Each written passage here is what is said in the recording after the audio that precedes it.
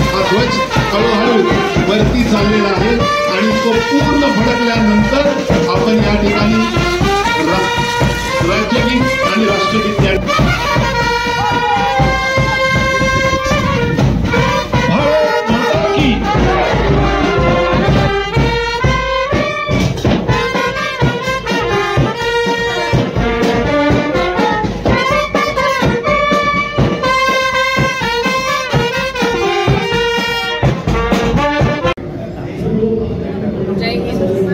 सर्वांना आजच्या स्वातंत्र्य दिनाच्या मनपूर्वक शुभेच्छा देते। खरं तर आज आपल्या बारामतीचा खरंच एक अभिमानाचा दिवस आहे। आपल्या बारामतीमध्ये पहिल्यांदाच 30 मीटर उंचीचा राष्ट्रध्वज आपण उभा केलेला आहे आणि बारामतीच्या विकासामध्ये आणि वैभवामध्ये नक्कीच याने भर पडणार आहे। आदरणीय दादांची नेहमीची इच्छा होती की आपल्या बारामती शहरामध्ये असा एक मोठ्या उंचीचा ध्वज व्हावा आणि त्याचा आज लोकार्पण होणार आहे संध्याकाळी।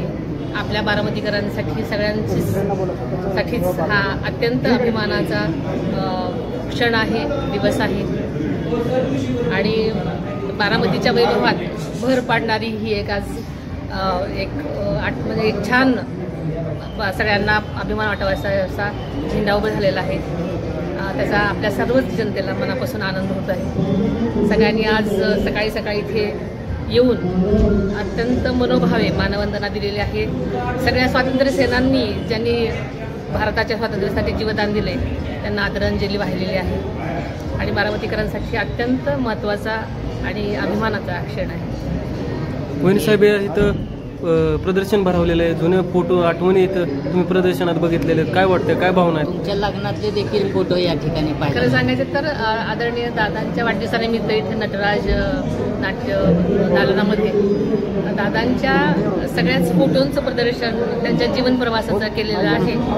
त्याच्यामध्ये त्यांनी आजपर्यंतच्या जीवन प्रवासामध्ये कशी कशी वाटचाल केली त्याचं चांगलं इथे मांडणी केलेली आहे। त्यामुळे सगळ्यांनाच बारामतीकरांना ज्यांना नवीन मुलांना माहिती नाही दादांचं जीवनपट तर साधारणतः माहिती होण्यासाठी नक्कीच त्यांना हे फोटोमुळे मदत झाली असणार आहे।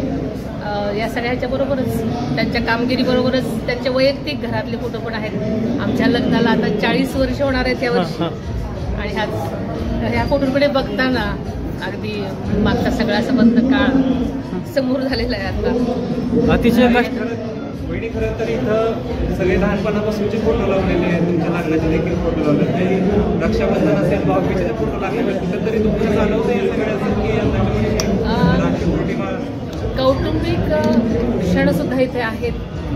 सगळ्यांची जी आमची खुंडगाठ सगळ्यांची एक जी आहे आमची फॅमिली त्याचं प्रतीक इथे तुम्हाला बघायला मिळते। शेवटी वैचारिक मतभेद असले तरी शेवटी नात्यांचं घट्ट जी बांधणी आहे, वीण आहे ती तुम्हाला ह्यातून दिसते।